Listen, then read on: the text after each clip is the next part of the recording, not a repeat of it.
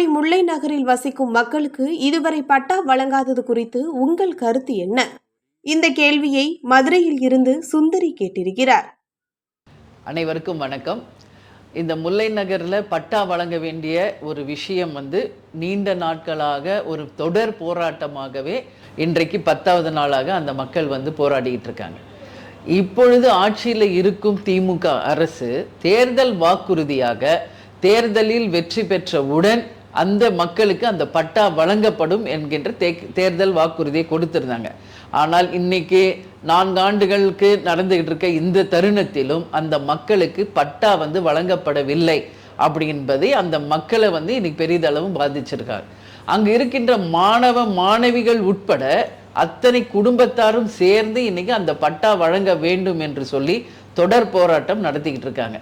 அவங்க எதுக்காக பட்டா வழங்கவில்லை அப்படின்னு நம்ம விசாரிக்க போது அங்க இருக்கின்ற கால்வாய் கம்மாலாம் விரிவுபடுத்தி இந்த இடம் எல்லாம் பட்டா இடம் இல்லை என்று அங்க குடியிருப்பவர்களை அகற்றுகின்ற ஒரு நிலையில் திமுக அரசு ஒரு செயல்படுவதாக மக்கள் கருத்தாக நமக்கு தெரிவிச்சிருக்காங்க.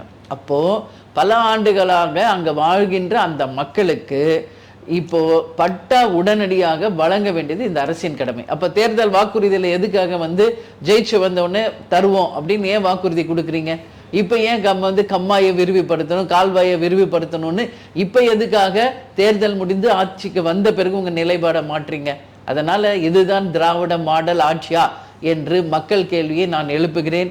அதே மாதிரி இன்னைக்கு 10 நாட்களாக தொடர்ந்து போராடும் அந்த மக்கள் மிக மிக ஏழ்மையான ஒரு நிலைமையில வாழ்வாதாரமே கேள்விக்குறியாக இருக்கின்ற அந்த மக்களுக்கு பட்டாவும் வழங்காமல் அவர்களை மேலும் துன்பப்படுத்துவது எந்த விதத்திலும் ஏற்புடையது அல்ல. எனவே தேசிய முற்போக்கு திராவிட கழகத்தின் சார்பாக உடனடியாக அந்த மக்களுக்கு பட்டா வழங்க வேண்டும் என்று கேட்டுக்கொள்கிறேன். இதே போன்ற இன்றைக்கு விழுப்புரம் மாவட்டத்தில் ஒரு நிகழ்வு நடந்திருக்கிறது. தமிழகம் முழுவதும் தேர்தல் வாக்குறுதியில் கொடுத்தது போல முறையாக எங்கெல்லாம் பட்டா வழங்க வேண்டுமோ அதை உடனடியாக பட்டா வழங்கணும்னு சொல்லி நான் கேட்டுக்கிறேன். அப்படி இல்லை என்றால் நிச்சயமாக தெலுங்கானாவில் போன வாரம் ஒரு நிகழ்வு நடந்தது, யாரும் மறந்திருக்க மாட்டீங்க.